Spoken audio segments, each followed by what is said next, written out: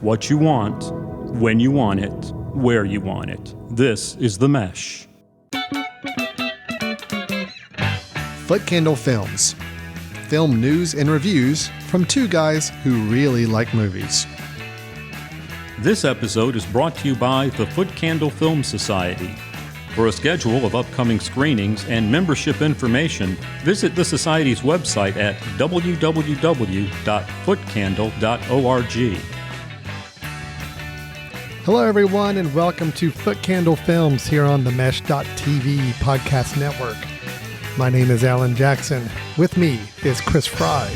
We are with the Footcandle Film Society, the annual Footcandle Film Festival, and here, co-host of the Footcandle Films podcast.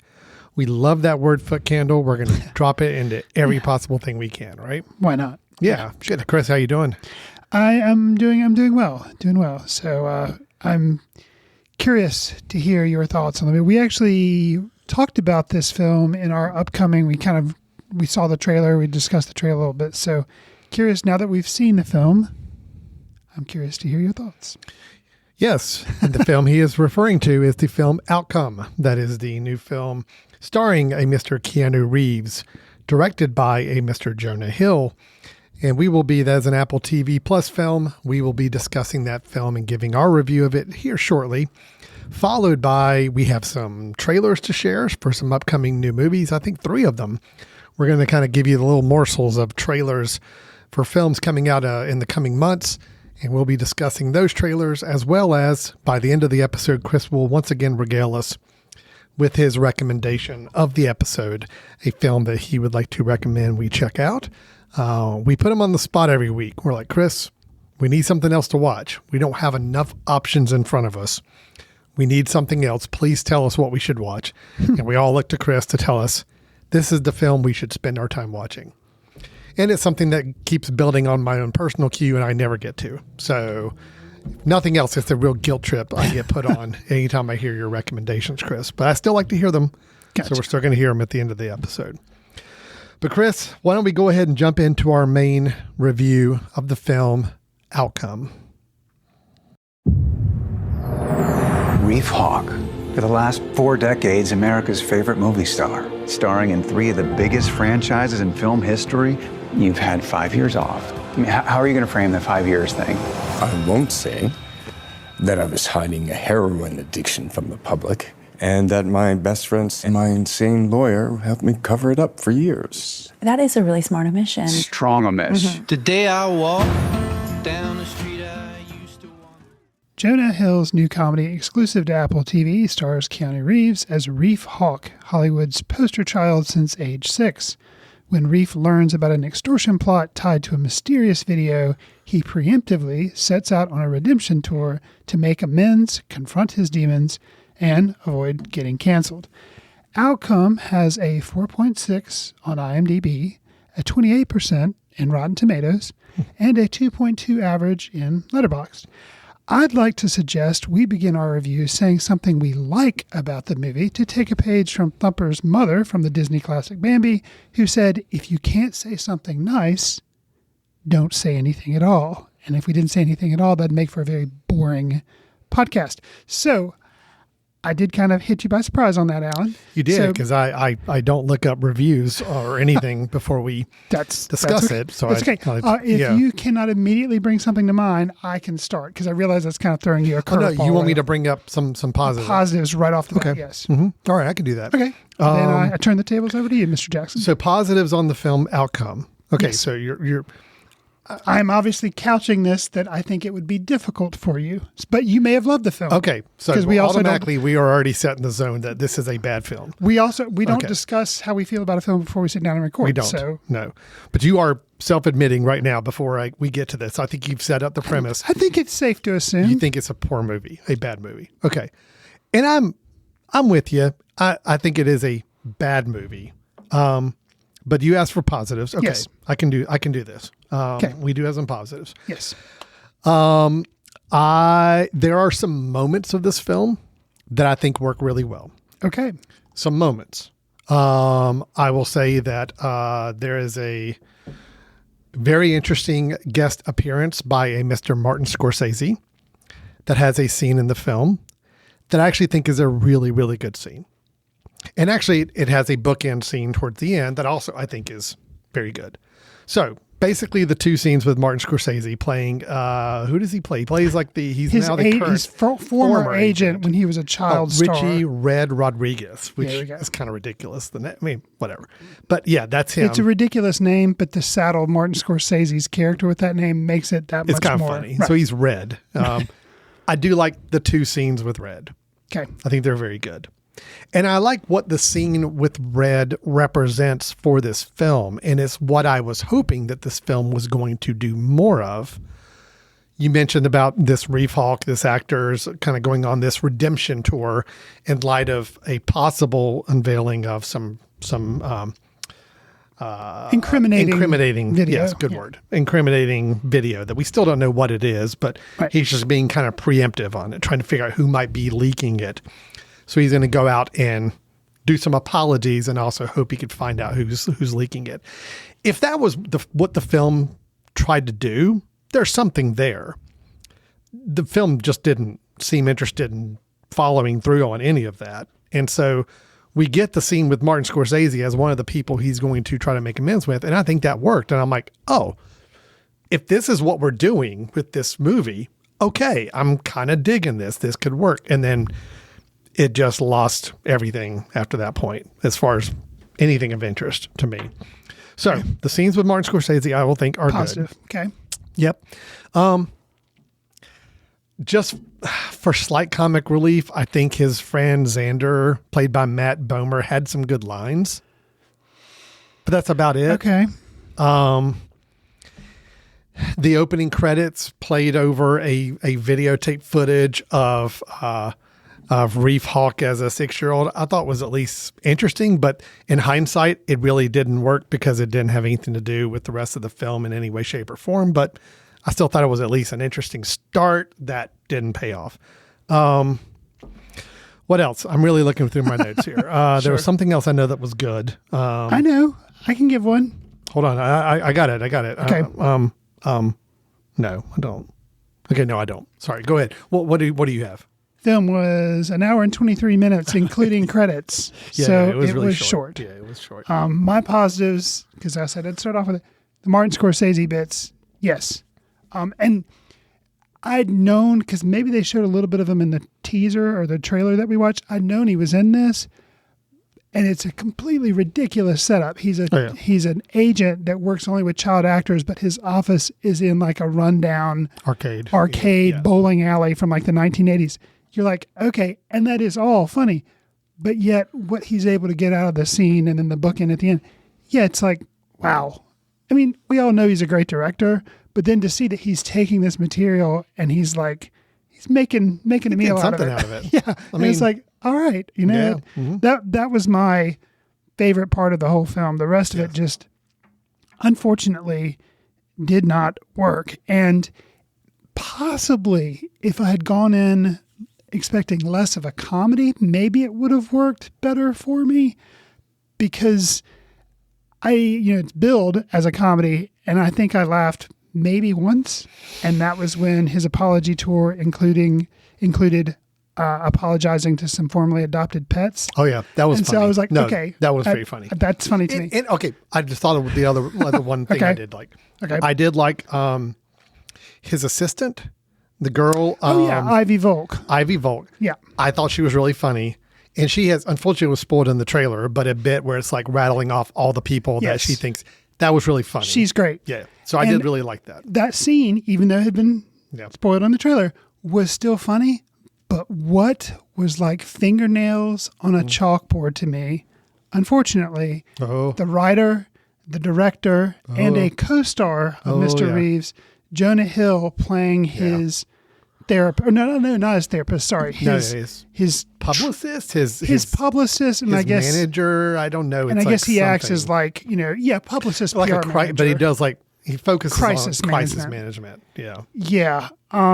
He was Ira Slitz, I think is his name. He was so, and I'm granted, he's supposed to be abrasive and over the top. Well, mission accomplished. But he was so much so that it wasn't like, oh, he's enjoyable because he's playing this character who's so loud and so obnoxious, but he's funny. No, he was just loud and obnoxious. And in that scene with Ivy Volk, where she's like, giving the rundown that we'd seen in the teaser, that's funny. And I'm like, oh, this is, I still was able to kind of laugh at it. But then he interjects himself and constantly is like interrupting. It's like, or not like, it is when he is in the room, he has to be in the scene. And it just really, really, really killed it for me. Agreed. His character, anytime he was on screen, I couldn't wait for him to get off screen. I agree. And unfortunately, the film itself, you think is going to go into a format that, again, like I alluded to with the whole Martin Scorsese's Red bit, right? I liked the setup it was starting to build. I'm like, okay, I can deal with this. We had to deal with Jonah Hill's Ira character at the beginning. I'm like, all right, but now we've left him. Now if we're going to follow Reef as he's going and meeting with these people. But it was like every 2 or 3 minutes, Ira's on the phone call, calling them back to the house for some scene that they decided they want to do together at that point. And it just bombed the whole film. I mean, it ground it to a halt. I don't feel like there was any, I don't know who this Reef Hawk guy is. I don't know any development of him as a character. Everything we're told about him. It's like, well, you had this problem back in the past and you used to be this way and now you're this way. And it's like, but we never see it. It's like, and I think that's a huge problem is that we're supposed to buy in, that we're supposed to like this guy, but also know that he's a troubled person that's had, and it's like nothing in the storytelling of this film clues us into that. Right. So there's a moment where Reef has a quote turn where he kind of turns on the people near him. And I don't understand why.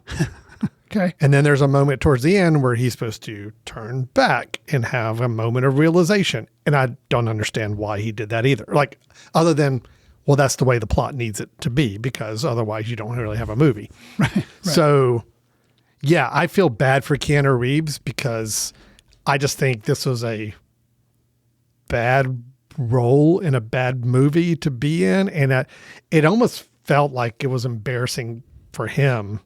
Is the way I picked up on it. It's interesting. Like, it just was not a good fit for him in general. I don't think it was a good fit for anyone. Even Jen Hill, like there's a scene where to do some damage control, there's a conference room full of people you may recognize. There's Laverne Cox that got famous off Orange is the New Black. There's Roy Wood Jr. who did some time on The Daily Show. And they're funny people. And they can act, and they're in the room with Jonah Hill at his like PR firm, and Keanu Reeves, Reef's character, and they're given very little to say or to do before they are interrupted by Ira almost shouting in their ear, which I'm like, hats off to Roy Wood Jr. for not being, I mean, I didn't see outtakes, but for being like, dude, back off about a foot if you're going to be that loud. But it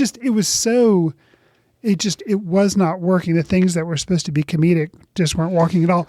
Plus, I'm interested because I remember when you and I talked about the trailer briefly, one of the things that kind of jumped out a little bit was John Bryan was doing the soundtrack. And I was like, I typically like his, I actively disliked it, hated it. During that scene, there's a kind of half-assed attempt to make a joke about Kanye West, which I know at one point with some of his music and stuff, he did kind of like a gospel tour or something like that with his music. So during that conference room scene, after they've shown that shot, they kind of introduced that kind of motif in some of the music. And it was just like, what is happening? It was not working. It wasn't funny. It was just really odd, but not in a good way. It was just bad. But that conference room scene is a perfect example of, I think, what was wrong with this film. Okay. And that the setup could be funny. Okay. They're preparing for what could be this unveiling of some material that's going to incriminate Reef Hawk, this famous actor, the world beloved actor. Right. And they don't know what it is yet. So Ira, again, and I'm talking about concept, Ira assembles this team and says, we're going to have all angles covered. Right. That premise is funny. okay, I loved, like, as soon as like they introduced the setup, I'm like, oh, okay, this could be fun. You've got a person that's Asian, a person Yes. that's African American. That's right. It's like, we're You know, all you're kind of okay, here. We're covering all the We bases. don't know what it's going women's to be, rights, but we're going to be covered. In theory, and then funny. it just did not go anywhere. Like, No. and like you said, it became the Jonah Hill character show for the duration. And then that when we do actually learn of the content of the material that's being released, I didn't even really understand, because it seemed like it was less damaging than they were prepping for, but Right. yet the character Reef was actually more distraught about it. Anyway, it didn't make sense. And it devolved into a very unfunny and very cringeworthy discussion Yeah. guided by Jonah Hill's character. Of course. Now, look, I'm not a prude. I'm not sitting here saying that, things can't be raunchy, things can't be whatever, but it was really bad. I just felt like, and it just was nothing funny about it. And so, yeah, that just whole thing, unfortunately, just deflated so quickly that, I think they took what could be some really good concepts. I think the overall idea of the film is good. And I think, some of the funnier setups they tried to have were funny. The idea of Reef Hawk going to visit his mother, and his mother's like a reality star, is played by Susan Lucci. I'm like, Good okay, idea. Good idea. In concept. Horrible execution. Agreed. Yeah, it was just bad. And it's like, I remember getting to each of these scenes. It's like being set up, and I'm like, okay. oh, Here okay, we this go. would be, and no, that's not good. So yeah, that's the whole point of this film. Is it's good ideas, poor execution all the way through. And yeah, I mean, you got to hang it on Jonah Hill, I think, on this. I mean, if he wrote, directed, and he's in it. put himself starring in the worst character in the film. Yeah, I mean, there you go. Almost, here's the thing. I think and I think the problem is, I know it, there's no way I can escape knowing it's Jonah Hill. Mm-hmm. But if it had been somebody else, and I can think of there again, this is the movie we got, but I think it would have improved it because I would have known, oh, you didn't write this, you didn't direct it, you're just doing the stuff. Have Jim Carrey be that character. Loud, obnoxious, and we know him as doing loud and obnoxious in comedies. I'd be like, almost like an Ace Ventura press, PR guy, like, perfect. In a way, that would have worked, but then it would have maybe made it too silly, but still. Well, but okay, me but then something. pick a tone that's going to work for the comedy, because there are some moments in this film that are super broad comedy. Right. And I think if it had stuck to a tone and been like, all right, either we're going to go super broad and super just silly, we could pull that off. That this movie could be done as a completely ridiculous, silly movie, but it didn't. It's like, nope, we're going to have some scenes that are going to be like ridiculous, silly, but then we're going to have some humor that's going to be more nuanced and more, dramatic humor.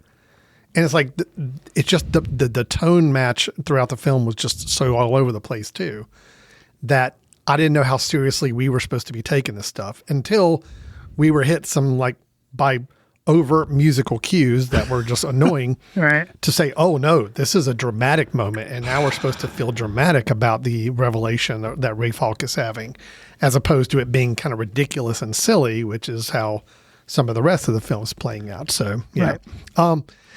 Can I comment also on the look of the film? Oh, Alan, can we maybe comment specifically about the exterior beach house scenes? That's what I'm talking about.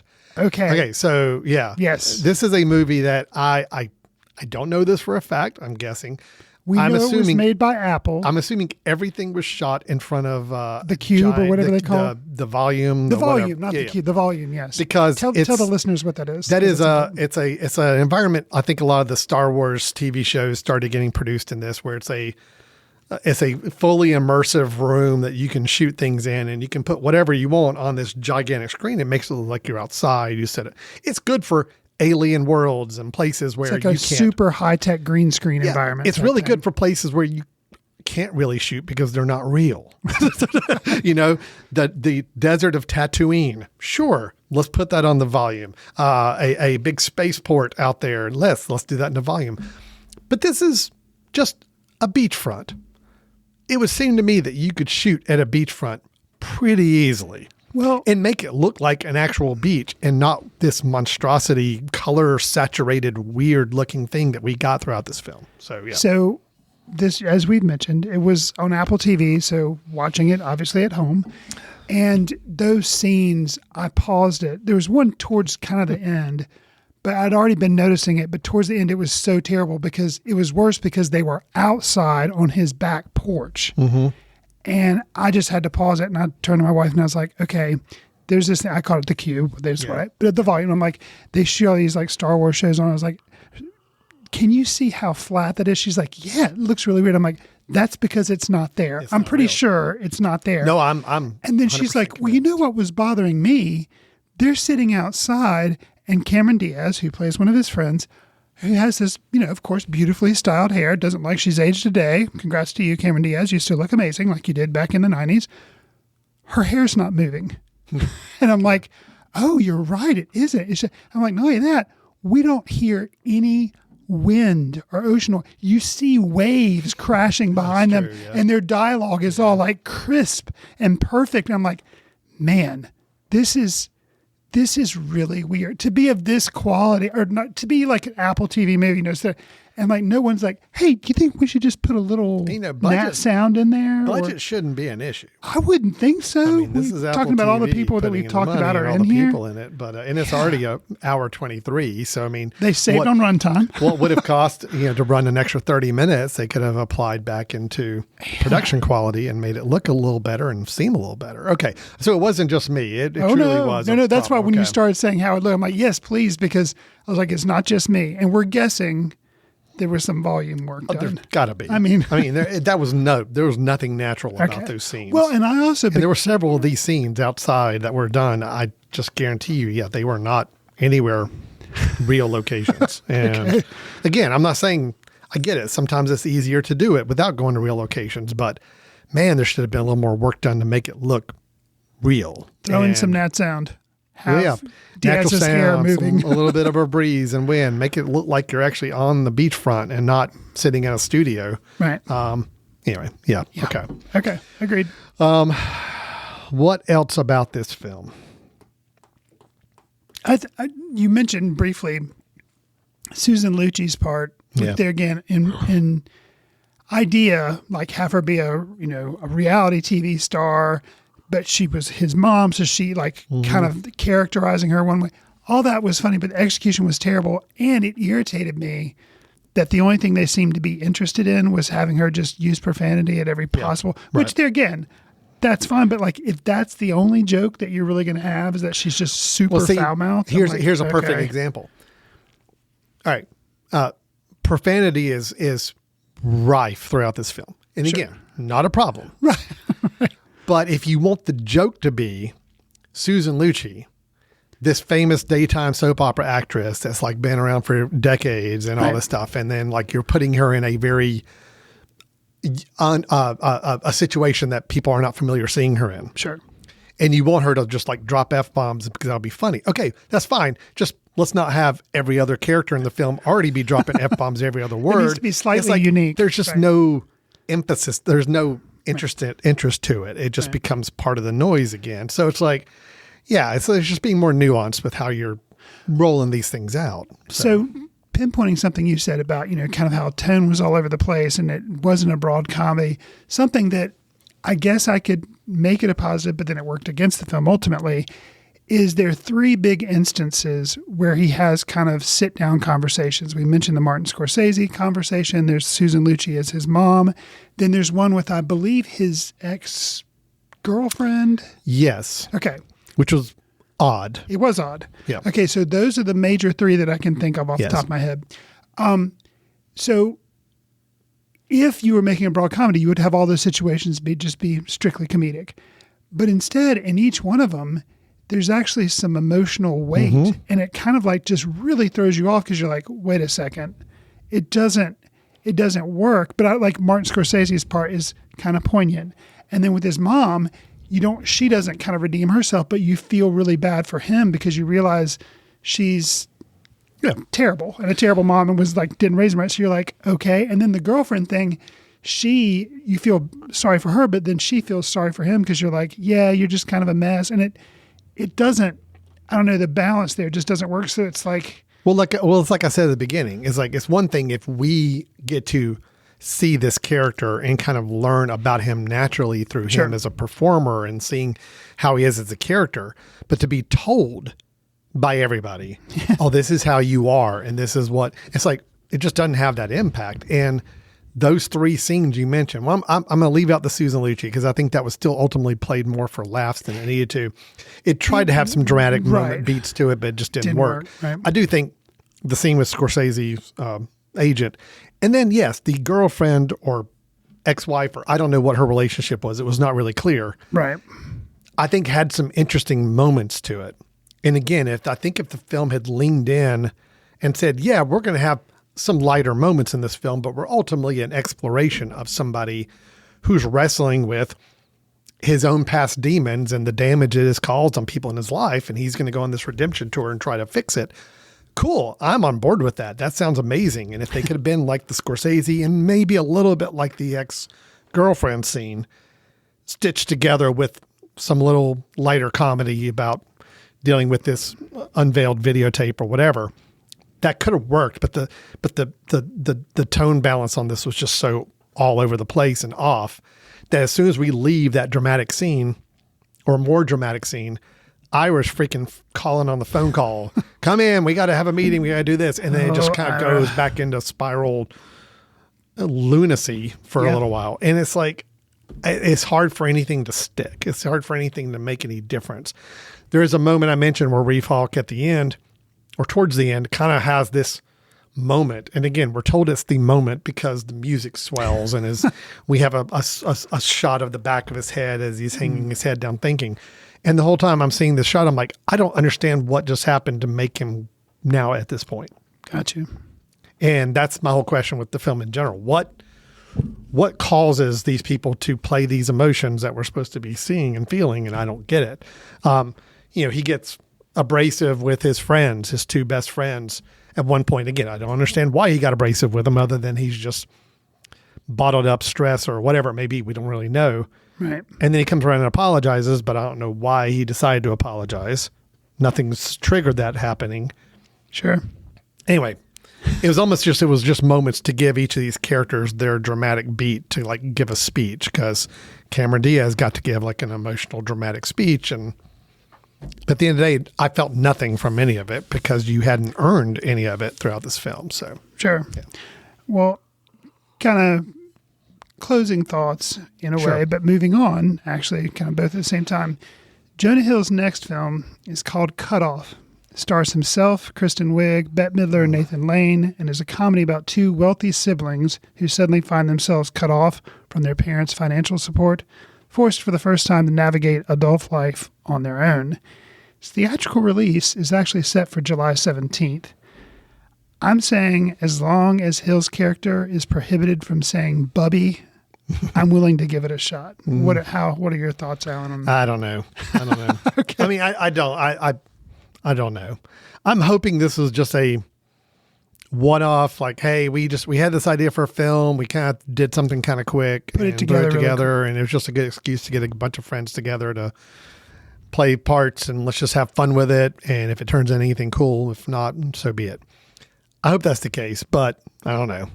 My confidence is a little shaken right now. So yeah, this is probably my least favorite film I've seen in a while, because I just was constantly throughout it just like, what am I watching? Why is this not working? yeah. So okay. Yeah, no, I am with you. But I will say the moments that we talked about at the beginning that I liked, were good. There again, so we did say some things nice. The Martin Scorsese 2 scenes were really good. And yes, him apologizing to the animals Yeah, right. during, I guess, closing credits or somehow leading up to the credits. Yeah, it was like a little bit of a montage. Little montage. Yeah. That was kind of funny. So again, if that had been in both of those scenes, we're playing into a story that I wanted to see. But Ira had other plans. And Ira had other plans for what this movie story was going to be. And I did not like where Ira decided to take it. Agreed. Fair enough? Yeah. Fair enough. All right. Well, that was Outcome. on Apple TV. Look, it is free. It is. If you It's do an already hour. It's subscribe to it. 83 minutes. If you're curious to see, like, I honestly, I did not look at any of the reviews beforehand, so I did not know that it was like deplored Okay, by so people. here's the thing. Okay, I just thought it was me. Like, I just thought I just didn't like it. But I watched it and I then logged it in Letterboxd, and somehow like something came up and I was like, whoa, and I just happened to see. yeah, see, when I happened log to on see Letterboxd, how low it I do was. not, unless we've reviewed it or Okay, talked about it, fair I enough. immediately flip away. I'm like, I don't want to see anybody I- else's review. I honestly don't even open up Letterboxd until after our review. Okay, fair enough. So I can go in and like see what others and see if how far off I was from everybody else's thoughts. And Yes, I didn't flip away fast enough, Mm-hmm. and yeah, and I was like, "Whoa!" okay, well I'll have to go and read some and see some other thoughts. But okay, it's nice to know I'm not alone. No, Okay, we're not. And actually, when I saw that, I was like, "Wow!" I really wish, because sometimes it's like a challenge to me if I happen to see what other critics are saying before you and I review it. I'm like, "Okay, I'm going to watch this film and I'm going to find something I think is really awesome that it really succeeds at." I think people are being too hard on it. yeah. That's not your case with Not this the case one. with this one. Agreed. Agreed. Okay, well, that is Outcome by writer-director Jonah Hill, starring Keanu Reeves. We are not recommending it. But again, if you have 83 minutes to kill and you want to see what all the fuss is about and you want to chime into the conversation, let us know what you think. Great. There you go. Knock yourself out. And we often talk about how high expectations can kill someone's enjoyment. Well, we've probably lowered yours, so maybe you'll think this is the best movie of 2026. Could be. Hey, every film is somebody's favorite film. That's right. Somebody. So if this is your favorite Not film, these two somebodies. please let us know. I want to meet you. I'd like to talk to you. Especially if you're Jonah Hill. This is Jonah Hill's favorite film.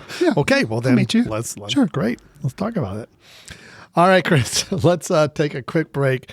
When we come back, we've got some trailers to watch and a recommendation to get from you. So stay tuned. You're listening to Foot Candle Films. We'll be right back. Carolina Barbecue Festival's 5th anniversary is almost here.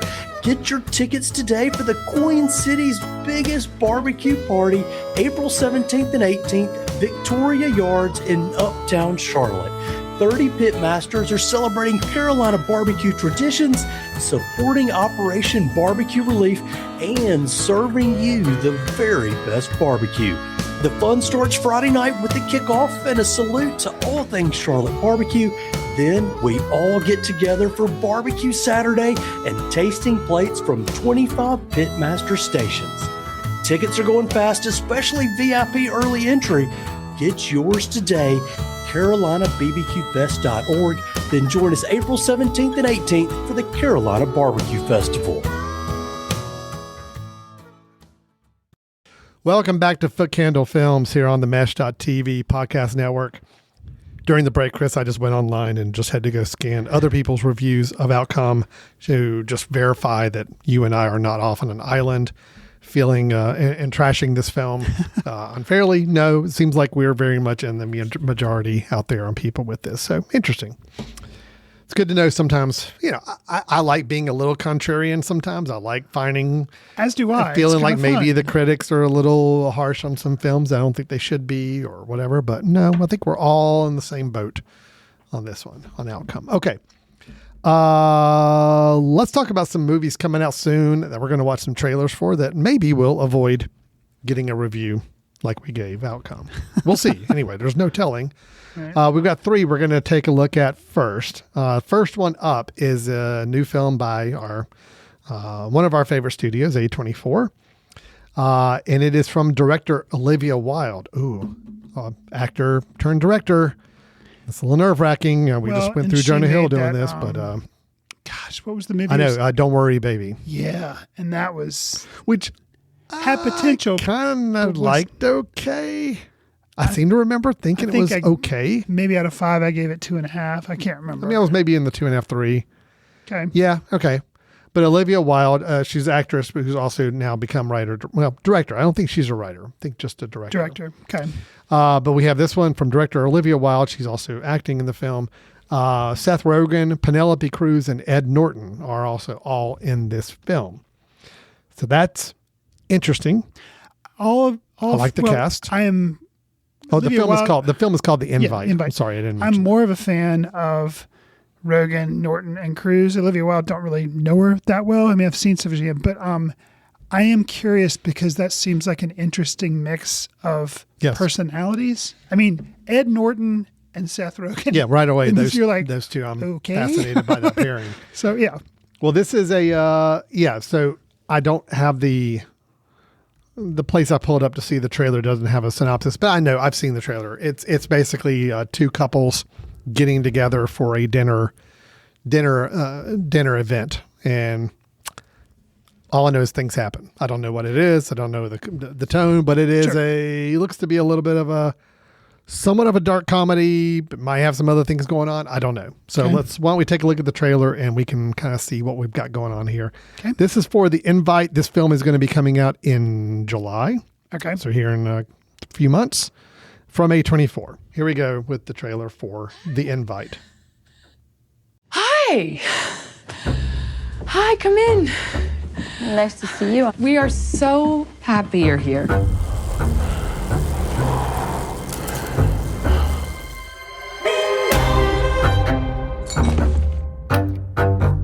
Are we expecting people? Can we put curtains on this window? I don't like how they can see into our apartment. This shirt, it's nice. It looks really good on you. Well, you could tell me that once in a while. Take them off? I don't give a fuck if you take your shoes off. For me, no gluten, no dairy, got it. no meat, no sugar. Oh, There's something I've been wanting to talk to you about. We also have something we wanted to talk to you about.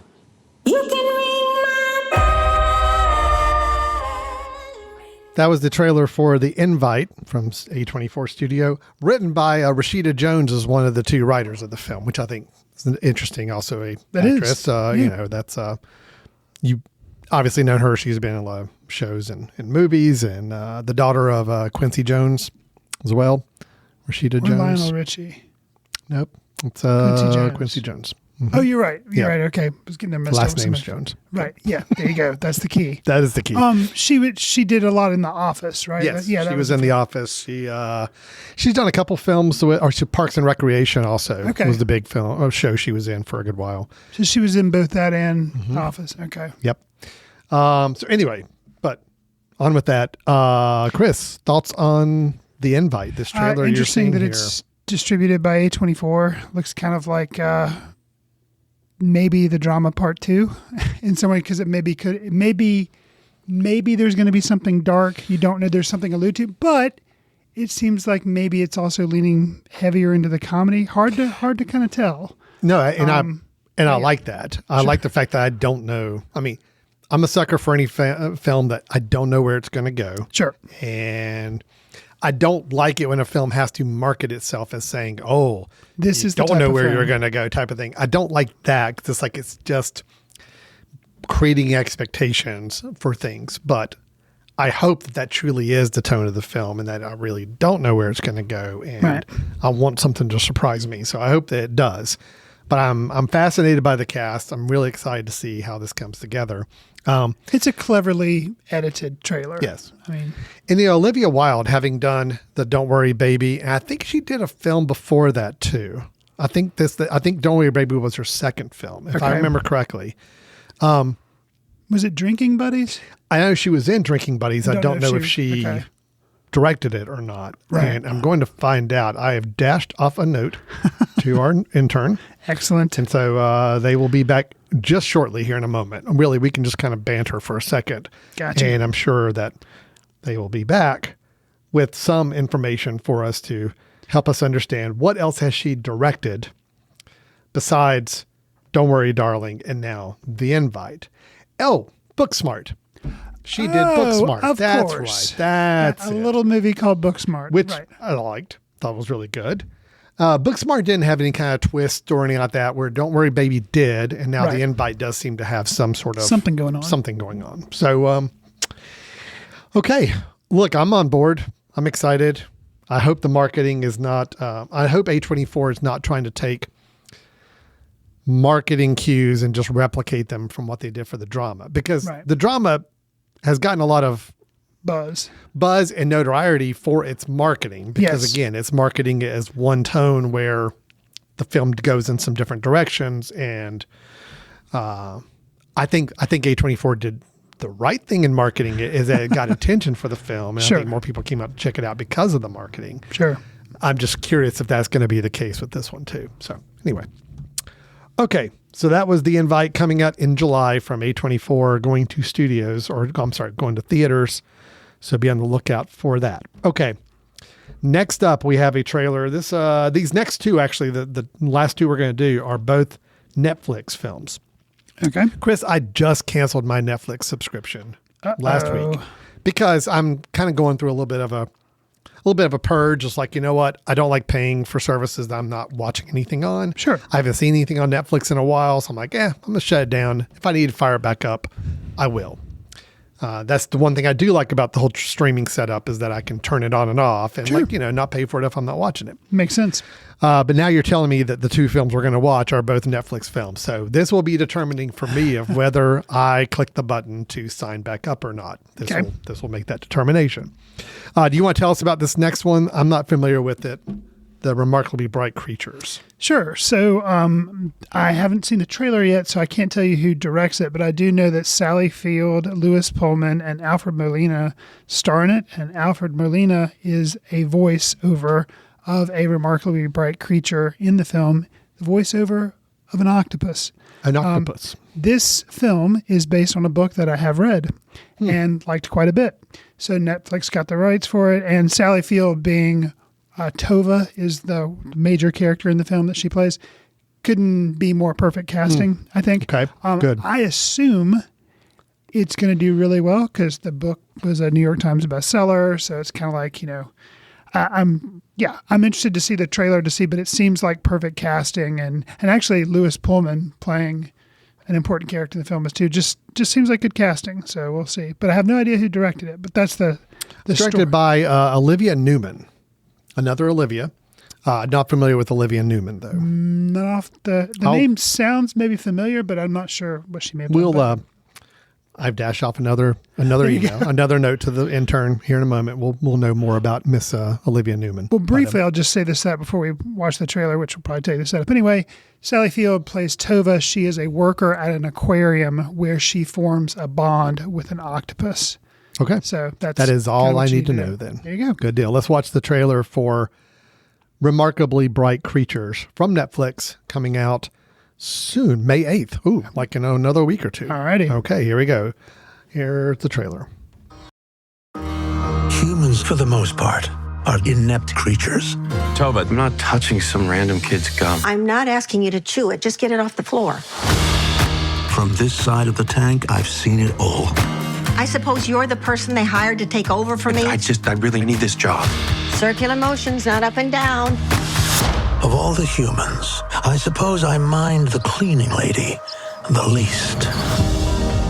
There is a right way and a wrong way to do things. She's insane. It's all she has. Hello, my lovelies. Breathing in. She's been through a lot. The way she lost her son. So that was the trailer for Remarkably Bright Creatures on Netflix, starring Sally Field, Lewis Pullman. Chris, you said you read the book.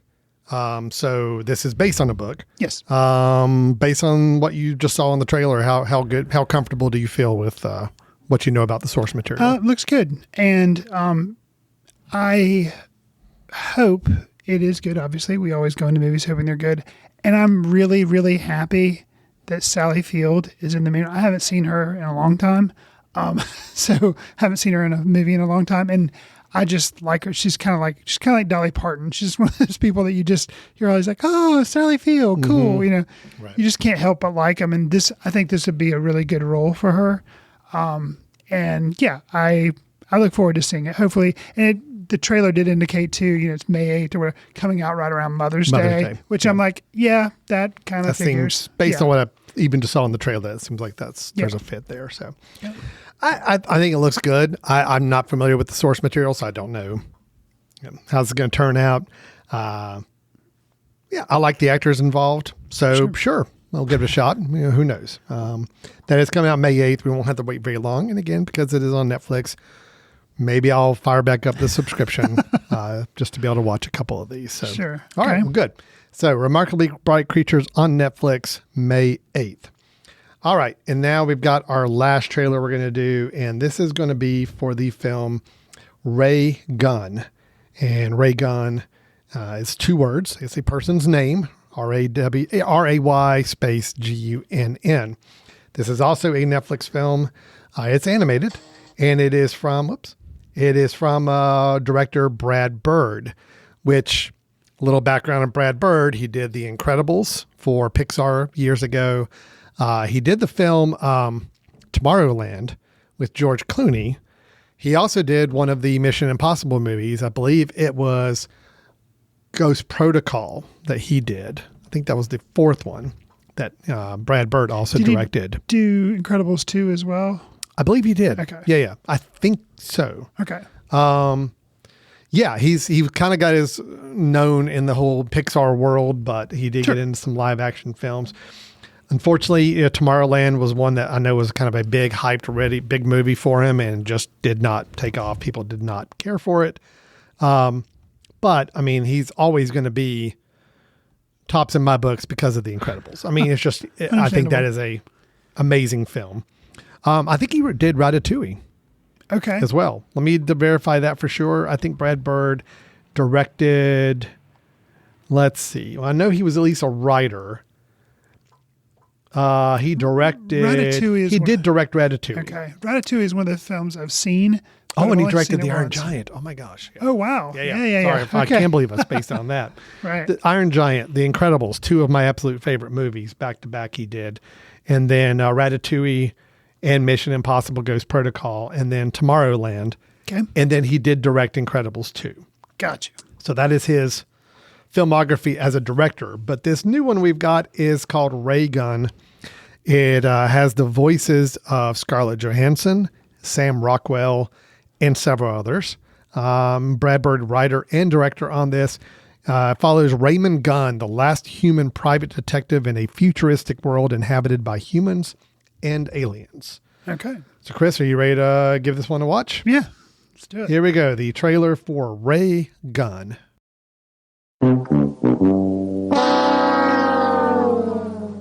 Well, okay. Technical glitch there. Turned out the trailer has not been released for this film yet. There's been a bunch of versions, Chris, online that made it look like there's a trailer, but thank you to AI, the world has decided they're going to make their own cobbled together what they think is a trailer for this film. Nice. That's not actually there. So I think there have been some shots released. I think we are seeing a couple of frame grabs, a couple of moments, but it's not an actual trailer, so we cannot comment on it. However, Chris, knowing that we don't have that information to work with, it's supposed to be like a noir type thing. So it is a sci-fi noir animated film. I got to imagine with Sam Rockwell as the lead voice. I mean, there's going to be some humor with it. It's not, it's not going to be. So one of the meta AI things that we saw before Alan wisely realized, oh wait, this is fake. Yeah.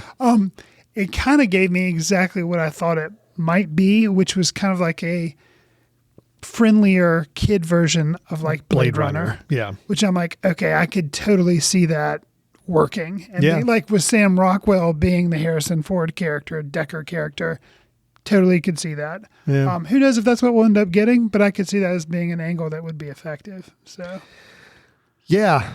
I mean, unfortunately, we got nothing else to really comment on with this because there's no release date. There's no anything. We just know the cast.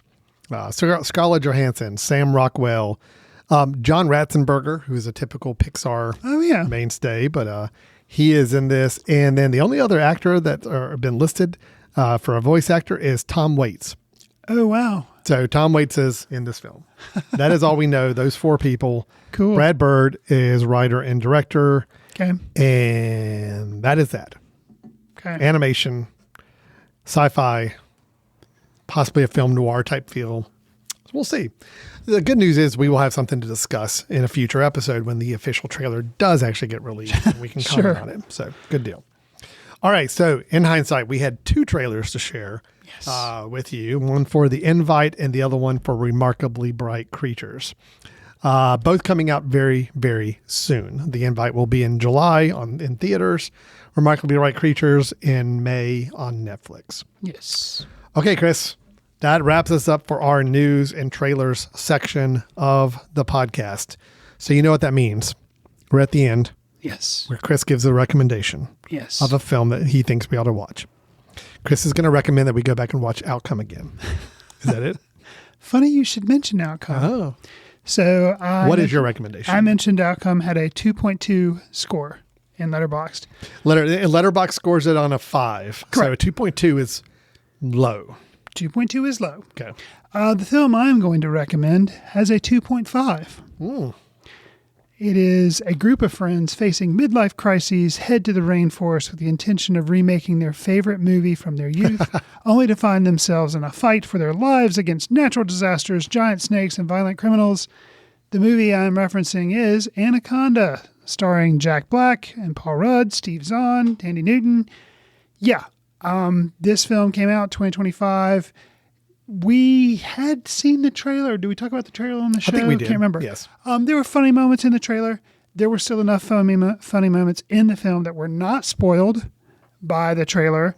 That I always appreciate that. I liked this film. I mean, is it going to win Oscars? No.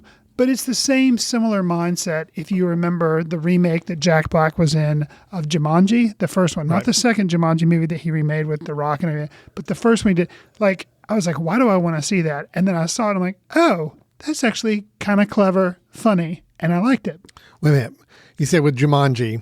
Okay, so there was the Robin Williams Jumanji. Yes, right. So then Jack Black and Karen Gillian and The Rock were in a film called Jumanji, Welcome to the Jungle. Okay. They made a sequel to that. I never saw the sequel, so I can't claim you're how just good that commenting is. on the first Correct. Jumanji, Welcome to the Jungle. Right. Like, why would you want to see this reboot? It just looks completely ridiculous, but they actually had kind of a unique take on it. Yes. Okay, so anyways, jumping to this film, there's a lot of like inside kind of Hollywood jokes in it that are funny because I follow a lot of Hollywood movie stuff, so it's funny. And it just overall worked. And the chemistry between the friends really worked well. Okay. So it worked much more than I would have thought it would. And I think it's a pretty good time. And the key with any comedy is, do you laugh a couple of times? And that was one of my major knocks against Outcome, which was supposed to be a comedy, is I think I laughed once.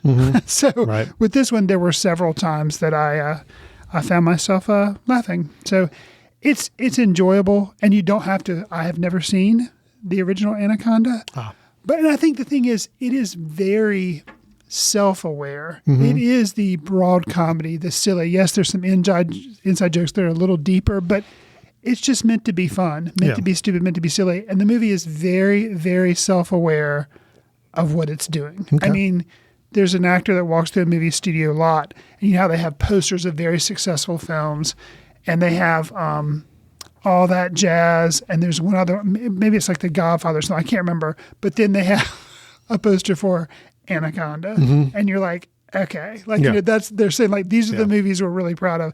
So I mean that kind of there, it's almost again kind of like I referenced in last episode where I said pizza movie is kind of like a Naked Gun. This thing is kind of like that as well. Like the humor is just meant to be all over the place. So it was successful for me. I recommend it. And it is streaming because I didn't see it in the theater. It's streaming on Netflix now. Okay, great. No, yeah, I did not get a chance to catch. I saw the last 30 minutes of this. Okay. But I have not seen the whole thing. Okay. So, well, you would have to renew your Netflix subscription. True. Well, now I have two reasons. There you go. If I want to see the Sally Field movie and if I want to watch the rest of Anaconda that I didn't see. Right. And then I have no idea when Ray Gun's coming out. So it's not probably not something I need to turn on the Netflix subscription for that quite yet. I can wait longer for that date to come up. Okay. Anaconda is the recommendation from Chris to check out. The current 2025 version. Correct. You're not recommending the original Jennifer Lopez thriller version. action movie, right? Yeah. Correct. I do know that film, that's the one where the snake throws back up John Voight. That would make sense. Yes. That was the film. So, Nice. yes. So you have seen the original. I've seen enough of the original Okay. to know. Fair enough. Yes. Yes. Awesome. Okay. So that will wrap us up for today. We had our review of Outcome. It's not a pretty review. So we were both, I think, disappointed. Yes. And found some frustrations in that film. We watched the trailers for Remarkably Bright Creatures and for The Invite, both coming soon. Both look interesting and something we're kind of game to see. We did not watch the trailer for Ray Gun, but we're going to keep our eyes on that whenever that does eventually come out. And Chris gave a recommendation of Anaconda, the 2025 version with Jack Black and Paul Rudd. So, Chris, lots to chew on in this episode. If somebody wants to chime in and has anything they want to talk about, especially if you did like Outcome and you want to try to champion it, we'd Let love us to know. talk. I'd love to hear from you. How can they do so? If you'd like to contact us, you can send an email to info@footcandle.org or leave us a voicemail at the mesh.tv website, where you can also check out past Foot Candle Film episodes, as well as other podcasts on various subjects from barbecue to comedy to mental health. We're also on Facebook at Foot Candle Film Society and other social platforms as Foot Candle Film.